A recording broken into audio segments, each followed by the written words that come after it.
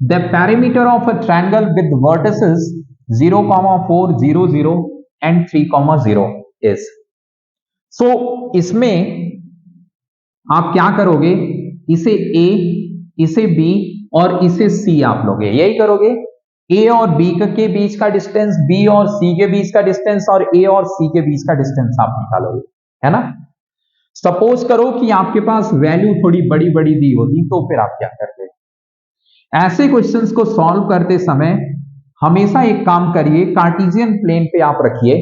जैसे 0, 0 है तो ये 0, 0 होगा, 0, 0 आपने ऐसे ही बना लिया, रफली दिखाना नहीं है इसे, क्योंकि ऐसे क्वेश्चंस 1 नंबर के होते हैं, ठीक है, या हार्डली 2 नंबर के होंगे।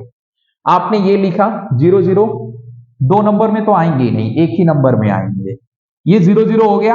अब 0, 4, अब देखो 0, 4 ये होगा 0, 4 और फिर क्या है 3, 0 तो ये होगा 3, 0। अब ये कुछ इस टाइप से बन गया, ये आपका एक ट्रायंगल हो गया। अब पैरामीटर अगर निकालना है तो पैरामीटर का सबसे आसान फॉर्मूला है sum of all side. Sum of all side किसी भी चीज का पैरामीटर निकालना है, ये formula sum of all side, सारी साइड्स को आप ऐड कर दीजिए। अब यहां से यहां कितना है, 0 से 3 है, क्योंकि ये पॉइंट क्या है 3, 0 यानी x3, तो यहां से 3 यूनिट्स गए इधर। इधर कितना यूनिट्स गए, हम 4 यूनिट्स गए, क्योंकि y क्या है 4 है, 4 यूनिट्स गए। अब ये कितना है, तो ये आप पाइथागोरस थ्योरम से निकाल लेंगे। 4, 4 जा 16 और 3, 3 जा 9, तो 25 हो गया, उसका स्क्वायर रूट 5 हो जाएगा, ये 5 हो गया। अब ऐड करिए आप, तो 4 + 5 + 3 और ये आ जाएगा 12। तो इस तरीके से भी निकाल सकते हो।